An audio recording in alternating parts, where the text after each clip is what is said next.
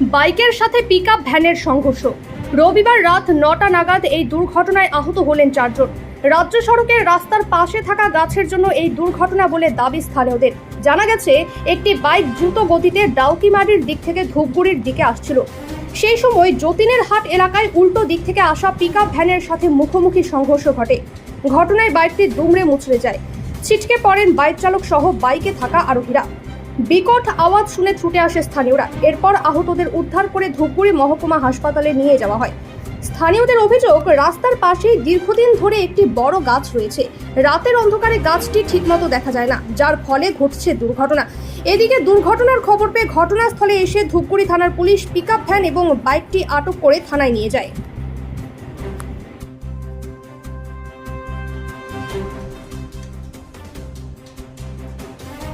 তো তুমি সঙ্গে ছিলে, তাই তো? কি হয়েছিল কালকে? কিছুই না, বাবার শরীর খারাপ করছিল তো খেতে বললাম, খেলো না, ঘুমিয়ে থেকে গেল। আমারও মাথা ব্যথা করছিল, আমি ঘুমিয়ে গেছিলাম, দেরি করে ঘুমিয়েছিলাম রাত্রে। তারপরে সকালে উঠে দেখছি। তো তোমার বাবা রাত্রে কিছু বলেছিল? শেষ কথা কটার দিকে হয়েছিল? কিছু না।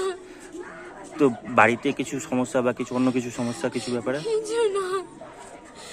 তো কি করে হলো সেটা তোমরা বুঝতে পারলে না? মাও তো ছিল। বাড়িতে কে কে ছিলে তোমরা? আমি আর বাবা।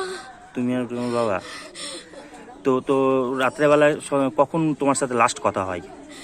রাত্রে আমাকে বললো যে খেলে কিছু মুড়ি বললাম না, আমার মাথা ব্যথা করছে, খাবো না।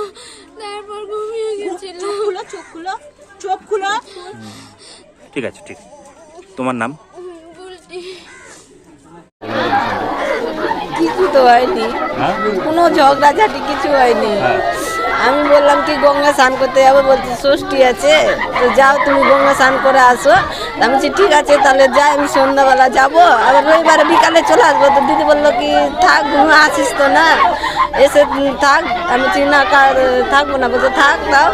আমি এই কথা বলে থেকে গেলাম। রাত্রে ফোন করলো, বললো কি বাবা পায়খানা করেছে, ওষুধ। আমি বলছি ওষুধ তো খাইনি। বলছে কি খেয়েছে।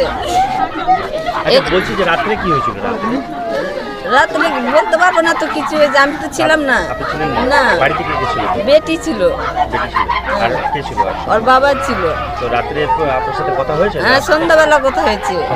কেমন অবস্থা ছিল? ভালোই ছিল, ভালোই কথা বললো। সারাদিন মানে কি করছিল?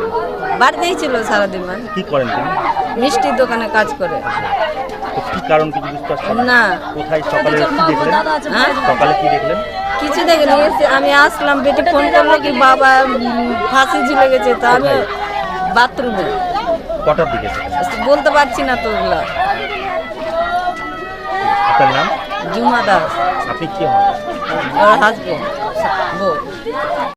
ওটা আমার দাদা হলো। তো আপনার দাদার কি শুনতে পেলেন, কি জানতে পারলেন? শুনতে কিছু পাইনি গো, দেখছি ভাতিজি ঘুমিয়েছিল আর দাদা এরকম কেস। আর আমি যখন গাড়ি নিয়ে যাচ্ছিলাম তখন আমাকে ভাতিজি ডাকলো, গিয়ে আমি দেখছি এই কেস। কি কেস? দেখছি ঝুলে আছে কোথায়? বাথরুমে।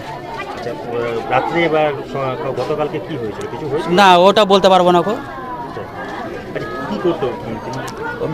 মিষ্টি দোকানে কাজ করতো। পারিবারিক কিছু ব্যাপার আছে নাকি? না না না না, ওগুলো কিছু নেই। কিছু বুঝে উঠতে না। কিভাবে হয়েছে? না, ওটা বলতে পারবো না। নাম? নাম অজয় দাস।